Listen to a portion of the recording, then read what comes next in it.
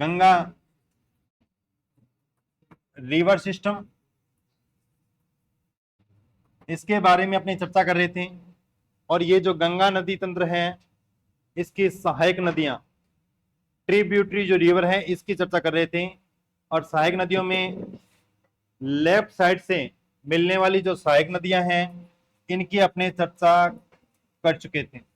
ठीक है, यानी बाएं किनारे से मिलने वाली इसकी ट्रिब्यूटरी जो रिवर है, इनकी अपनी चर्चा कर चुके थे, जैसे कि रामगंगा, इसके बाद में गोमती, घाघरा। एक ध्यान में रखना, आपके नोट्सों में लिखा गया है, जो मैंने बताए थे ना मैदानी प्रदेश के भाग, रुहेलखंड का मैदान, अवध का मैदान, पूर्वी उत्तर प्रदेश का मैदान, ठीक है, इसके बाद में सारण का मैदान, मिथिला का मैदान, ये बताया गया है कि कौन सी नदियों के बीच का दोआब क्षेत्र है, कौन सी नदियों के बीच का दोआब क्षेत्र है। आपके नोट्सों में अच्छी तरह से लिखा गया है, इसको थोड़ा सा चेक कर लेना। अब देखो, दूसरा जो इसका भाग है, यानी राइट साइड से या दाएं किनारे से मिलने वाली जो इसकी सहायक नदियां हैं, दाएं भाग से, दाएं भाग की बात करें तो यहां पर जो रिवर पड़ी जाती है वो मुख्यतः यमुना और सोन नदी, टॉन्स और पुनपुन, और एक नदी और है दामोदर हो गई, और एक है करमनाशा, करमनाशा। ठीक है, ये बता दूंगा कहां पे आएगी, करमनाशा नदी। ये नदियां हैं जो पड़ी जाती हैं इस दाएं भाग से। सबसे पहले चर्चा करते हैं यमुना की। इंपॉर्टेंट नदी है यमुना, तो हेडिंग लगाओ यमुना नदी, यमुना रिवर।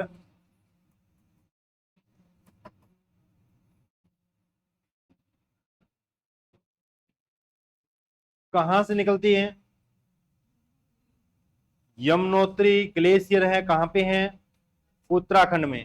ठीक है, उत्तराखंड के अंदर एक ग्लेशियर आता है जिसका नाम है यमुनोत्री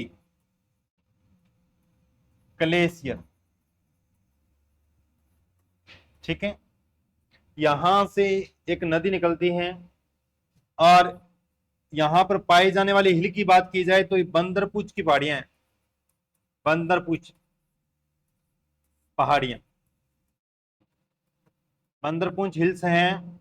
यहां से एक नदी का उद्गम होता है, और नदी वो इस तरह से बहती हुई आगे इस तरह से जाती है, इस तरह से बहती हुई ये नदी जो है वो इस तरह से जाती है।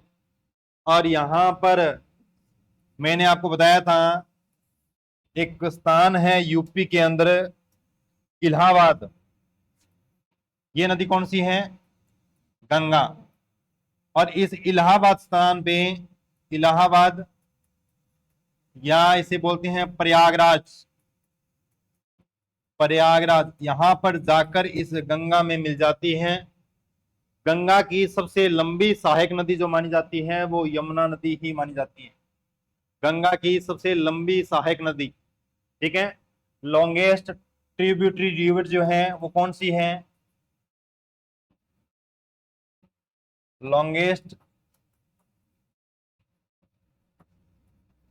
ट्रिब्यूटरी रिवर तो यमुना है, जो इसकी सबसे लंबी सहायक नदी है। अब देखो, इस यमुना नदी की बात करें तो यमुनोत्री हिमनद से लगाकर और इस इलाहाबाद प्रयागराज तक इसकी जो टोटल लंबाई है वो देखी जाती है 1380 किलोमीटर। कितनी है?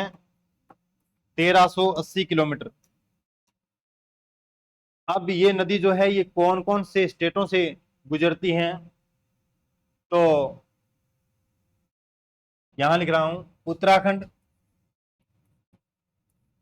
उत्तराखंड के बाद में हिमाचल प्रदेश, हिमाचल प्रदेश के बाद हरियाणा, हरियाणा के बाद न्यू दिल्ली, और न्यू दिल्ली के बाद उत्तर प्रदेश के अंदर जाके इस प्रयागराज के अंदर मिल जाती है गंगा में। ये जो नदी है ये हरियाणा और उत्तर प्रदेश की बाउंड्री भी बनाती है, कुछ दूरी पर हरियाणा और उत्तर प्रदेश की बाउंड्री बनाती है। ठीक है, तो ध्यान में रखना कितने स्टेट हो गए, उत्तराखंड, हिमाचल प्रदेश, हरियाणा, न्यू दिल्ली, यूपी, यानी एक तो यूटीएस है और 4 स्टेट हैं। 1380 किलोमीटर इसकी लंबाई है। अब यदि मुख्य शहर की बात करें तो दिल्ली आ गया, इसके बाद में क्या लिखना, मथुरा, इसके बाद आगरा। मथुरा और आगरा ये तो है उत्तर प्रदेश में, और एक है दिल्ली, क्या, कानपुर। कानपुर गंगा नदी के किनारे है, कानपुर गंगा नदी के दाएं किनारे पे है, जहां पे कन्नौज के बाद में लिखवाया था मैंने कानपुर। ठीक है, और कानपुर को लेकर क्वेश्चन पूछा गया है, तो कानपुर के बारे में स्पेसिफिक ध्यान में रखना कि गंगा नदी के दाएं किनारे पे है ये। ठीक है, कानपुर। अब देखो दिल्ली, मथुरा और आगरा ये मुख्य शहर इस नदी के किनारे पर बसे हुए हैं। और यदि बात करें तो इस दिल्ली से लगाकर और आगरा यूपी, यहां पर इस नदी को एक स्पेसिफिक संज्ञा दी जाती है। यहां पर यानी आगरा तक इस नदी को एक स्पेसिफिक संज्ञा दी जाती है, डेड रिवर, मृत नदी।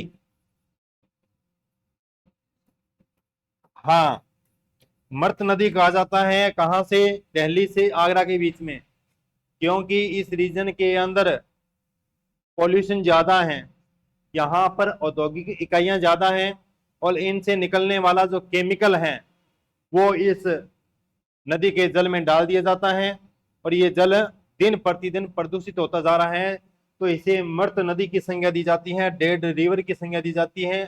दिल्ली से आगरा के बीच में इसका रीजन मुख्य है पॉल्यूशन। पॉल्यूशन, यहाँ पर जो इंडस्ट्रियल इकाइयां हैं इस वजह से ये पॉल्यूशन बढ़ रहा है। बात समझ में आई क्या?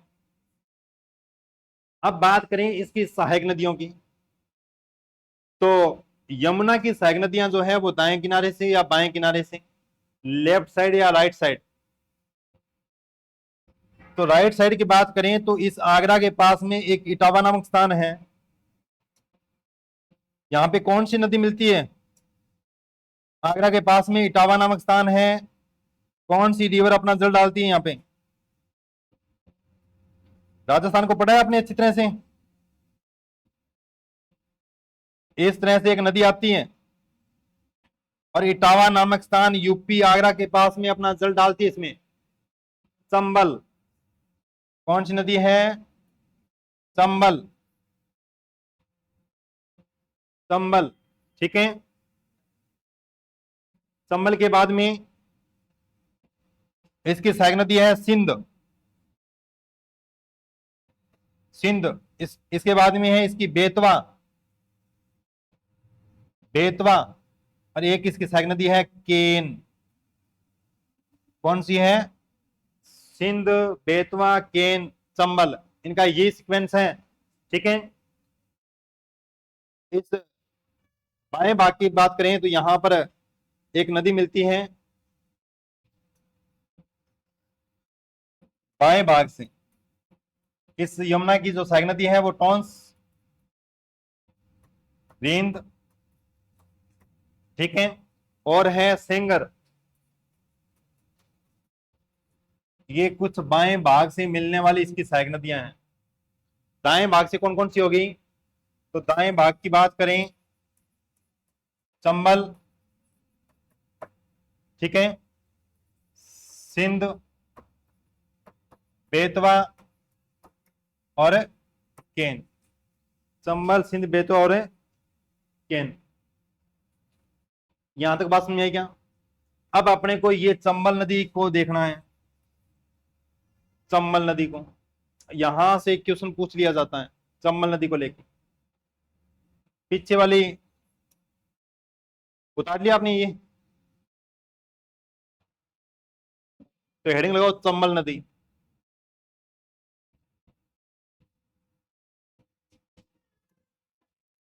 हेडिंग लगाओ चंबल नदी।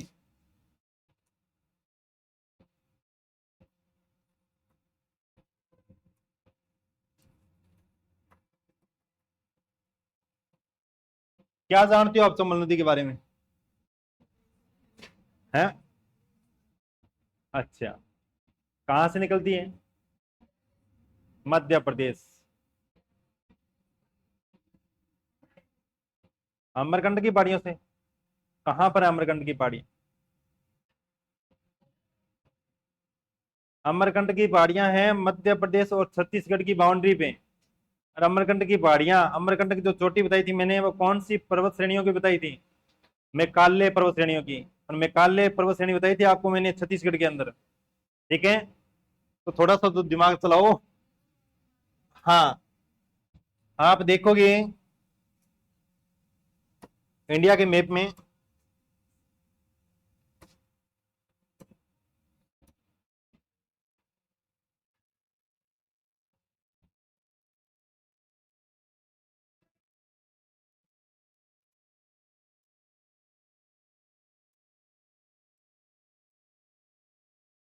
देखो ये है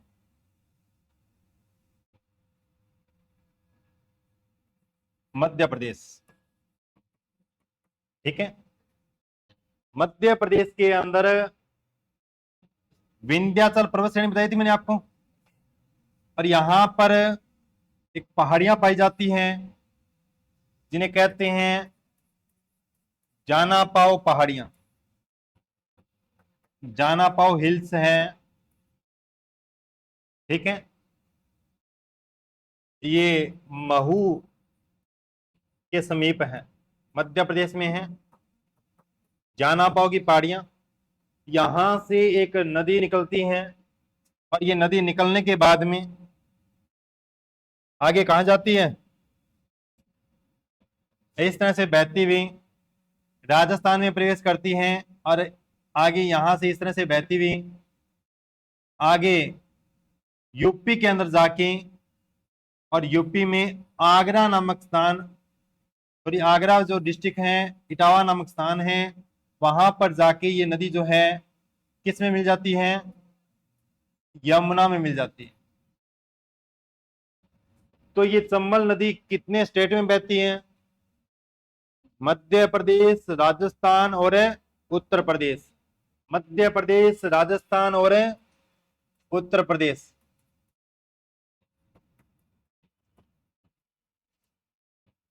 इस नदी के बारे में मैं बहुत बार बता चुका हूं। ये मालवा जो पठार है उसकी मुख्य नदी है। ठीक है, हाँ एक दिन वो क्वेश्चन पूछा गया था भी, इस दक्कन ट्रेप का क्वेश्चन था कौन सी नदी नहीं है। तो इसमें देखो, जो माही नदी है वो नहीं होगा, क्योंकि इंद्रावती जो नदी है ना, वो गोदावरी की सहायक नदी है। और गोदावरी जो है वो कहाँ बहती है? मुख्यतः इसी रीजन में बहती है। ठीक है, और दक्कन ट्रेप के अंदर मैंने आपको लिखवाया था भी गोदावरी इसकी मुख्य नदी मानी जाती है। ठीक है, तो ये थोड़ा सा ध्यान रखना। अब देखो, बात करें मध्य प्रदेश, राजस्थान और उत्तर प्रदेश, तीन स्टेट में बहती है। ये मध्य प्रदेश और राजस्थान की बाउंड्री भी बनाती है। ये देखो, यहाँ पे मध्य प्रदेश है और राजस्थान है, यहाँ पर लगभग 241 किलोमीटर बाउंड्री साझा करती है ये। ठीक है, इस नदी की टोटल जो लेंथ है वो 1051 किलोमीटर। कितनी है? 1051 किलोमीटर। और यदि बात करें तो ये चंबल नदी है, ये सर्वाधिक अवनालिका अपर्दन, अवनालिका अपर्दन या गली इरोजन, गली इरोजन के लिए जानी जाती है। ठीक है, यानी मैक्सिमम अवनालिका अपर्दन करती है नदी। और इस अवनालिका अपर्दन की वजह से इस ये जो क्षेत्र है राजस्थान वाला, या आगे आप देखते हो बुंदेलखंड का पठार या मालवा का पठार, इसके अंदर उबड़ खाबड़ भूमि का निर्माण हो जाता है। ठीक है, इसे बोलते हैं बैडलैंड टोपोग्राफी। क्या कहते हैं? Badland topography. या कह सकते हो उत्खात भूमि, उत्खात भूमि का निर्माण करती है नदी। ठीक है, बैडलैंड टोपोग्राफी का निर्माण करती है, उबड़ खाबड़ जगह का निर्माण करती है। और यदि बात करें अवनालिका अपरदन में लिख लेना, विश्व में सर्वाधिक अवनालिका अपरदन के लिए जानी जाती है नदी, विश्व में सर्वाधिक अवनालिका अपरदन। ठीक है, अब देखो यहां से जो क्वेश्चन बनता है भारत के संदर्भ में, वो क्वेश्चन ये बनता है भी इस नदी पर 4 बांध बने हुए हैं, जिसमें से 3 डैम है और एक बैराज है। ठीक है, इनका सीक्वेंस पूछ लिया जाता है भी ये जो है ये उद्गम, यानी जहां से नदी का ओरिजिन होता है ये उद्गम है, और यहां से उद्गम से लगाकर और जो इसका आगे मिलन क्षेत्र है यहां तक इस नदी पे 4 बांध बने हुए हैं, जिनमें से एक बैराज है। ठीक है, अब देखो बात करें तो यहां पर आता है मध्य प्रदेश में, कौन सा बांध आता है यहां पे, क्या, गांधी सागर बांध, गांधी सागर डैम। ठीक है, इसके बाद में आप देखते हो चित्तौड़गढ़ में यहां बना हुआ है, ये है राणा प्रताप सागर, राणा प्रताप सागर डैम। ठीक है, इसके बाद आप देखते हो जवाहर सागर, इसके बाद आप देखते हो कोटा बैराज, कोटा बैराज। ठीक है, इन 4 बांधों के सीक्वेंस की बात की जाए तो देखें इसके उद्गम से लगा के, तो गांधी सागर सबसे पहले आता है जो कि मध्य प्रदेश में है। इसके बाद में राणा प्रताप सागर ये चित्तौड़गढ़ राजस्थान में है।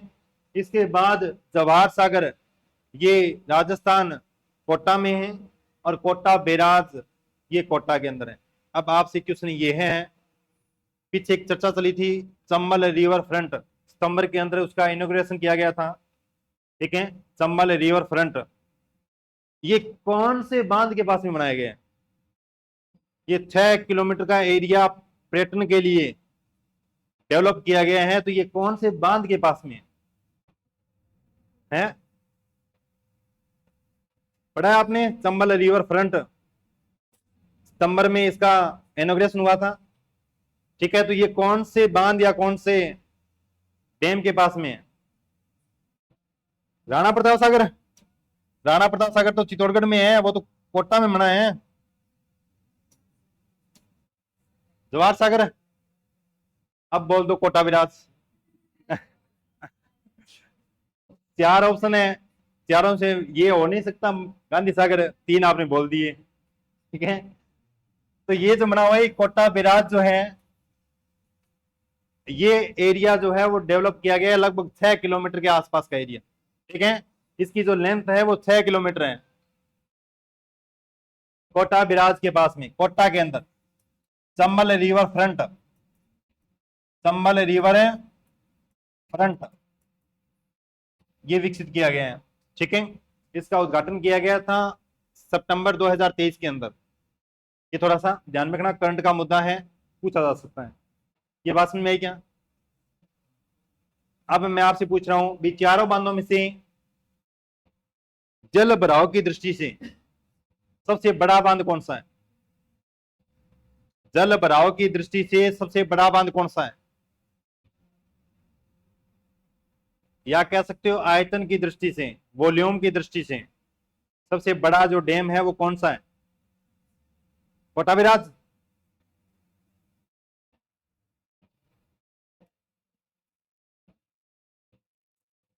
गांधी सागर बांध। बट यहां पर एक ध्यान रखना, अगर राजस्थान के संदर्भ में पूछे, फिर राजस्थान में तो ये गांधी सागर नहीं आता। अगर राजस्थान में पूछे भी जल भराव की दृष्टि से चंबल नदी पे जो बांध बने हैं उनमें से राजस्थान में स्थित सबसे बड़ा बांध कौन सा है, तो कौन सा होगा, राणा प्रताप सागर होगा, ध्यान में रखना। ठीक है, अब यदि और बात करें तो इनमें से 3 जो डैम है वहां से बिजली का प्रोडक्शन किया जाता है, बिजली उत्पादन किया जाता है। और जो ये बैराज आपको दिखाई दे रहा है, इसका जो यूज है वो केवल इरिगेशन के लिए होता है, सिंचाई के लिए होता है। ठीक है, ये ध्यान में रखना, कोटा बैराज का जो यूज है वो केवल सिंचाई के लिए। 3 जो डैम है, जवाहर सागर, राणा प्रताप सागर, गांधी सागर, यहां से इलेक्ट्रिसिटी जो है इसका प्रोडक्शन होता है। और कोटा बैराज ये जो है ये केवल सिंचाई के लिए। ठीक है, ये अपने इसको विस्तार से पढ़ेंगे राजस्थान के संदर्भ में। और यदि बात करें तो इसमें से यदि बात करें 3 जो बांध है, जवाहर सागर डैम, राणा प्रताप सागर डैम और गांधी सागर डैम, इनमें से मैक्सिमम जो इलेक्ट्रिसिटी है उसका प्रोडक्शन कौन से डैम में होता है? तो ध्यान रखना, राणा प्रताप सागर। राणा प्रताप सागर जो है यहां से मैक्सिमम इलेक्ट्रिसिटी प्रोडक्शन होता है, बिजली का उत्पादन होता है राणा प्रताप सागर बांध से। ये बात समझ में आ गई क्या? कर दोगे? चंबल नदी 3 राज्यों में।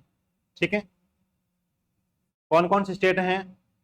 मध्य प्रदेश, राजस्थान और उत्तर प्रदेश। ये मध्य प्रदेश में जानापाव की पहाड़ियों से इसका ओरिजिन होता है। और इसका जो मुहाना है वो यमुना नदी के अंदर, उत्तर प्रदेश में इटावा नामक स्थान और आगरा के अंदर। ठीक है, यहाँ पे जाके ये यमुना में मिल जाती है। इस पर 4 बांध बने हुए हैं, यानी 1 बैराज है और 3 बांध हैं। इनका सीक्वेंस पूछे तो गांधी सागर सबसे पहले आता है ओरिजिन के अकॉर्डिंग, इसके बाद में राणा प्रताप सागर, इसके बाद में जवाहर सागर और इसके बाद में कोटा बैराज। इसमें से 3 राजस्थान में है, राणा प्रताप सागर चित्तौड़ में है, जवाहर सागर कोटा बैराज कोटा के अंदर है, और गांधी सागर बांध जो है वो मध्य प्रदेश में है। और यदि बात करें तो चंबल रिवर फ्रंट का निर्माण किया गया है, अभी ये किया गया है कोटा बैराज के पास में। ठीक है, और ये जो चंबल रिवर फ्रंट है इसकी जो लेंथ है वो 6 किलोमीटर के आसपास है। सितंबर 2023 के अंदर इसका उद्घाटन किया गया था। और यदि बात करें तो ये चंबल नदी जो है ये अवनालिका अपर्दन यानी गली इरोजन के लिए जानी जाती है। और यहाँ पर बैडलैंड टोपोग्राफी आपको दिखाई देती है, यानी उबड़ खाबड़ भूमि आपको दिखाई देती है। इस अवनालिका अपर्दन की वजह से ऐसी भूमि का निर्माण होता है जिसे बोलते हैं उत्थात भूमि या बैडलैंड टोपोग्राफी। ठीक है, इसकी लेंथ जो है वो 1051 किलोमीटर है। इसमें से सर्वाधिक जो लेंथ आती है वो अपने राजस्थान में आती है इस नदी की। ठीक है, और यदि बात करें तो एक पढ़ी जाती है चंबल परियोजना, चंबल प्रोजेक्ट। ये कौन से स्टेट का है भी? चंबल परियोजना की बात करें तो ध्यान में रखना, चंबल नदी जो है वो 3 राज्यों में बहती है, मध्य प्रदेश, राजस्थान और उत्तर प्रदेश। बट ये चंबल परियोजना राजस्थान और मध्य प्रदेश की है। राजस्थान और मध्य प्रदेश दोनों की 50-50% हिस्सेदारी है इसमें, 50% हिस्सेदारी है दोनों की। ठीक है, 50% राजस्थान का है और 50% किसका है? मध्य प्रदेश का है। ठीक है, यहां तक बात समझ में आई? कर दोगे चंबल नदी? ठीक, अब एक चंबल की सहायक नदी पड़ी जाती है, चंबल की सहायक। इसमें एक ही नदी का नाम बता रहा हूं, छिपरा, छिपरा नदी। ठीक है, क्या ये छिपरा जो नदी है ये मुख्यतः मध्य प्रदेश से निकलती है और मध्य प्रदेश के अंदर ही इस चंबल में मिल जाती है। सबसे बड़ी बात है भी, छिपरा नदी के किनारे मध्य प्रदेश का एक शहर बसा हुआ है, उज्जैन। उज्जैन, तात्या टोपे को जो फांसी दी गई थी, कहां पे दी गई थी? इसी नदी के किनारे पे दी गई थी। तात्या टोपे को जो फांसी दी गई थी वो इसी नदी के किनारे पे दी गई थी, छिपरा नदी के किनारे पे। कब दी गई थी? तात्या टोपे को फांसी कब दी गई थी?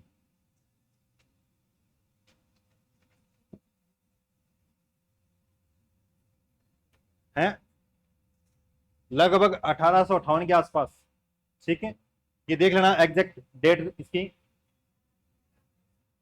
हाँ 1858, ठीक है। तो इसके अलावा और भी है इसकी सहायक नदियां, सिवान, सेतम, लिखना चाहो तो लिख लेना, सिवान, बस ये दो ध्यान में रखना मुख्यतः, ठीक है। क्षिप्रा को अच्छी तरह से ध्यान में रखना। मध्य प्रदेश से निकलती है, मध्य प्रदेश के अंदर इस समले में मिल जाती है। उज्जैन शहर है वो क्षिप्रा नदी के किनारे भी बसा है। तात्या टोपे को जो फांसी दी गई थी वो क्षिप्रा नदी के किनारे पे दी गई थी, ठीक है। यहां तक बात समझ में आई क्या? तात्या टोपे को कौन से जंगलों से पकड़ा गया था?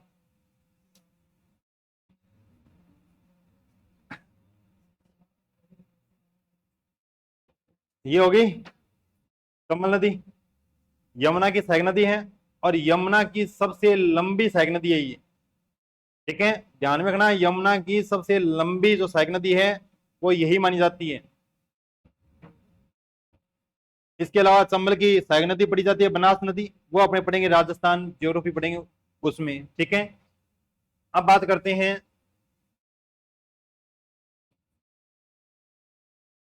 सोन नदी।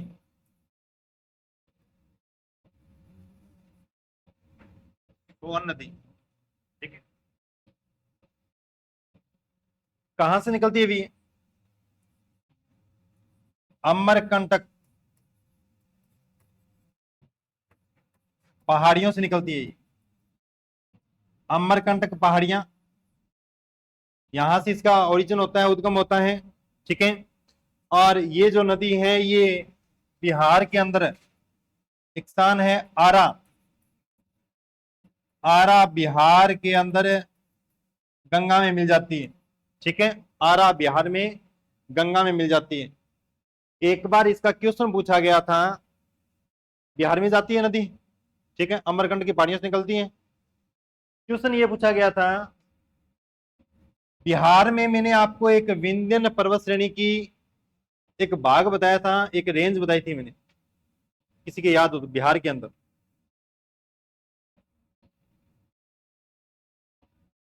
बताई थी। विंध्यन पर्वत श्रेणी को अलग अलग रेंज के रूप में आपने पढ़ा था, जैसे गुजरात में जोबेट हिल पढ़ा आपने, पढ़ा तो याद नहीं है। मैंने आपको बताई थी कैमूर, कैमूर पर्वत श्रेणी, बिहार में बताया था इसको, ठीक है। और कैमूर पर्वत श्रेणी जो है वो बिहार में फैली है। अब ये जो नदी है ये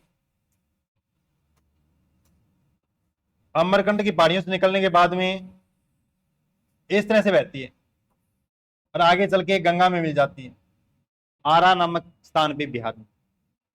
अब यदि आपसे मैं क्वेश्चन पूछूं कि कैमूर पर्वत श्रेणियों की उत्तरी पश्चिमी या नॉर्थ वेस्ट बाउंड्री का निर्माण कौन सी नदी के द्वारा किया जाता है, तो कौन सी नदी है? सोन नदी, ठीक है। अगर मैं आपसे पूछूं ये कैमूर पर्वत श्रेणी जो है, एक तो इसका ये भाग नॉर्थ हो गया, ये भाग इनका वेस्ट हो गया, यानी उत्तरी पश्चिमी सीमा का निर्माण करती है ये, नॉर्थ वेस्ट।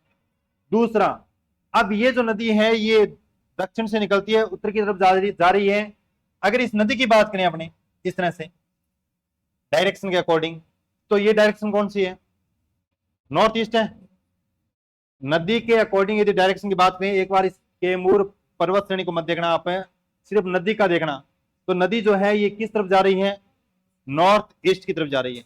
तो ध्यान रखना, सोन नदी उत्तर पूर्व की ओर मुड़ती है, ठीक है, टर्न लेती है ये। तो ये कौन सी पर्वत श्रृंखलाओं की वजह से ये उत्तर पूर्व की ओर टर्न लेती है? तो ध्यान रखना कैमूर पर्वत श्रेणी, ठीक है। दोनों बात अलग अलग है भी, ये क्वेश्चन तो पूछा गया है भी कैमूर जो रेंज है इसकी नॉर्थ वेस्ट बाउंड्री का निर्माण कौन सी रिवर के द्वारा किया जाता है, तो कौन सी रिवर है ये? सोन नदी।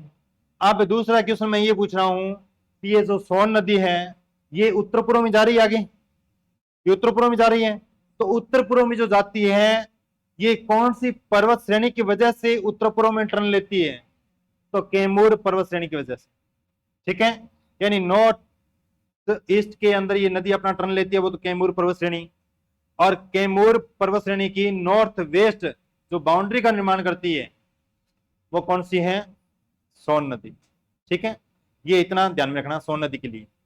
इसके बाद में सोन की एक सहायक नदी पड़ी जाती है, रिहंद। रिहंद नदी, और इस रिहंद नदी पे एक प्रोजेक्ट बना हुआ है, रिहंद परियोजना, रिहंद प्रोजेक्ट।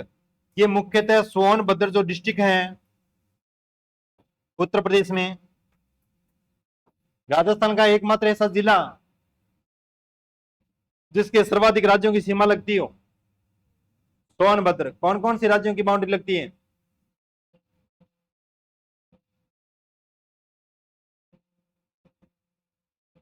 मैप याद है?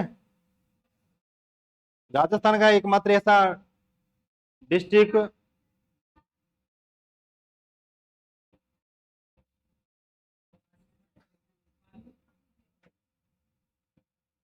मैप को देखना अच्छी तरह से, ठीक है। सोनभद्र को देखना कहां पे है। सोनभद्र के अंदर है, उत्तर प्रदेश के अंदर, रिहंद प्रोजेक्ट। ठीक है, रिहंद नदी पे बना हुआ है, और ये जो प्रोजेक्ट है, ये रिहंद नदी जो है ये सोन की सहायक नदी है। ठीक है, सोन की सहायक नदी है, ये थोड़ा सा ध्यान रखना। क्या कौन?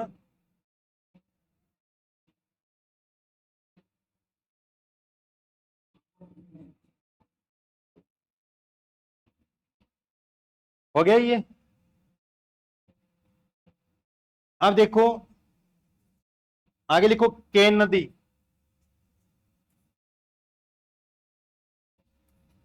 केन नदी, केन देखिए,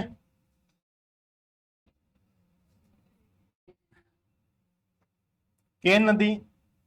इसकी बात करें तो ये मध्य प्रदेश से निकलती है, यानी मध्य प्रदेश से इसका ओरिजिन होता है। और मध्य प्रदेश में एक डिस्ट्रिक्ट है पन्ना,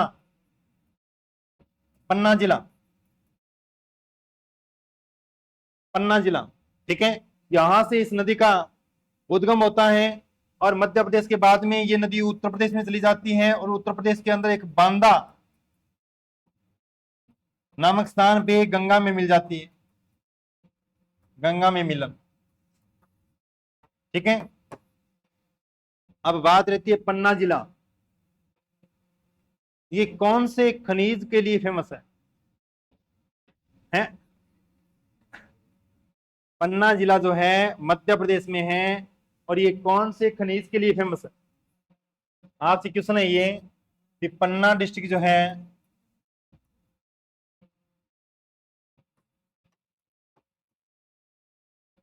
खनिज के लिए फेमस है।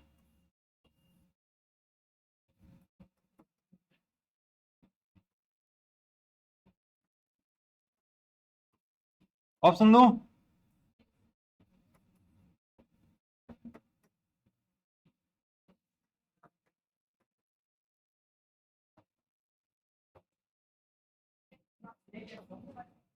बॉक्साइट,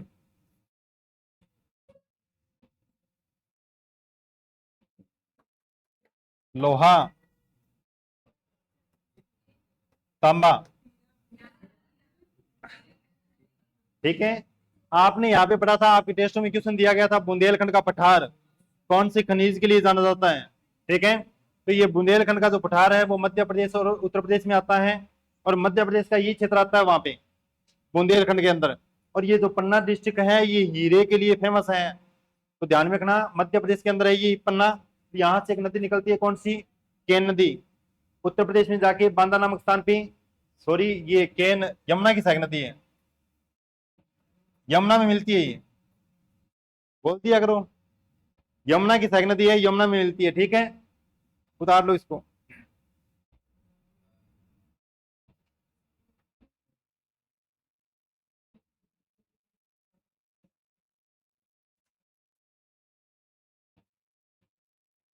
उतार लिया। आगे लिखो, बेतवा नदी।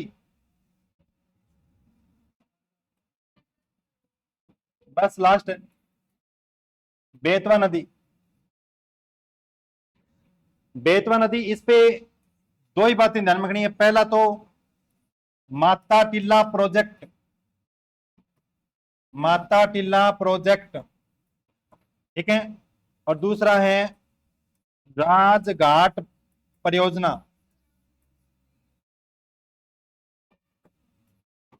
माता टिला प्रोजेक्ट और राजघाट प्रोजेक्ट, ये दोनों ही प्रोजेक्ट जो हैं वो इसी नदी पे हैं, और मध्य प्रदेश और उत्तर प्रदेश की संयुक्त परियोजना है ये, ठीक है। माता टिला परियोजना और राजघाट परियोजना मध्य प्रदेश और उत्तर प्रदेश की संयुक्त परियोजना है। बेतवा नदी यमुना की सहायक नदी है, बस इतना ही ध्यान में रखना है इसमें।